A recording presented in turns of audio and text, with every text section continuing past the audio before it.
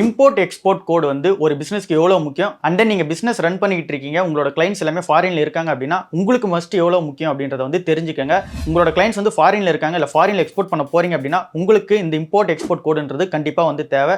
இது இருந்தாதான் உங்களால எக்ஸ்போர்ட் வந்து பண்ண முடியும். அது வந்து கூட்ஸாவும் இருக்கலாம், சர்வீசஸாவும் இருக்கலாம். இங்க கூட்ஸ்ன்னும் போது நம்ம ப்ராடக்ட் ஏதோ ஒரு ப்ராடக்ட் தயாரிக்கிறோம். ஃபார் எக்ஸாம்பிள் நீங்க டிஷர்ட்னு கூட வச்சுக்கலாம். நீங்க டிஷர்ட் தயாரிச்சு நீங்க வெளிநாட்டுக்கு அனுப்புறீங்க, இந்தியாவை தவிர்த்து நீங்க எந்த நாட்டுக்கு அனுப்புனாலும் இந்த இம்போர்ட் எக்ஸ்போர்ட் கோடுன்றது கண்டிப்பா தேவை. சர்வீசஸ் வைஸ் வந்தோம் அப்படின்னா நீங்க ஐடி சர்வீசஸ் ப்ரொவைட் பண்றீங்க இல்ல டிஜிட்டல் மார்க்கெட்டிங் சர்வீசஸ் வந்து ப்ரொவைட் பண்றீங்க.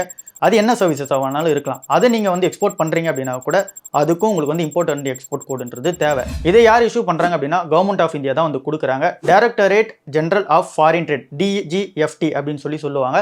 ஸோ இந்த டிபார்ட்மெண்ட் கீழே நீங்கள் இந்த லைசன்ஸ் வந்து வாங்கிக்கலாம். இது வந்து ஒரு 10 டிஜிட் நம்பராக தான் வந்து இருக்கும். அது வந்து ஃபுல்லாகவே நியூமரிக்காவும் இருக்கலாம், இல்லை அப்படின்னா ஆல்ஃபா நியூமரிக்காவும் இருக்கலாம். அண்ட் தென் இது எப்படி பண்ணுறது அப்படின்னு சொல்லிட்டு ஒரு டவுட் வரும். ஸோ இதை நம்ம சிம்பிளாக வந்து பார்த்துடலாம். இங்கே நம்ம DGFTன்னு சொல்லி ஃபர்ஸ்ட்லேயே ஒன்று டிஸ்கஸ் பண்ணியிருப்போம். ஸோ அந்த கவர்மெண்ட் வெப்சைட் உள்ள போனீங்க அப்படின்னா அங்கே வந்து IEC கோடுக்கான ஆன்லைன் ஃபார்ம் வந்து இருக்கும். அதை நீங்கள் ஓப்பன் பண்ணி உங்களோட பேன் கார்டு நம்பரை வந்து ரெஜிஸ்டர் பண்ணிக்கோங்க. இந்த IEC கோடுக்கு தேவையான டாக்குமெண்ட்ஸ்லாம் சப்மிட் பண்ண சொல்லுவாங்க. ஸோ அது எல்லாமே சப்மிட் பண்ணிடுங்க. ஒன்ஸ் அந்த வெரிஃபிகேஷன் முடிஞ்சதுக்கப்புறம் பேமெண்ட் பேஜ் உள்ள வரும். ஸோ நீங்கள் பேமெண்ட் பண்ணிட்டீங்க அப்படின்னா உங்களுக்கு இந்த IEC கோடுன்றது வந்து ஜென்ரேட் ஆகிடும். ஸோ இந்த கோட் வந்து நீங்க லைஃப் டைமுக்கு வந்து யூஸ் பண்ணிக்கலாம். ஏப்ரல் டு ஜூன்க்குள்ள வந்து நீங்க அப்டேட் பண்ணிக்கிட்டே இருக்கணும். ஒரு வருஷமும் அப்டேட் பண்ணல அப்படின்னா டீஆக்டிவேட் பண்ணிடுவாங்க. ஸோ அதை மட்டும் நல்லா ஞாபகம் வச்சுங்க. ஸோ உங்களோட பிசினஸ்ல ஃபாரின் கிளைண்ட் ஒருத்தர் இருந்தாங்கன்னா கூட இதை வந்து எடுத்து வச்சுக்கோங்க. அது உங்க பிசினஸ்க்கு வந்து ரொம்ப ஹெல்ப்ஃபுல்லா இருக்கும்.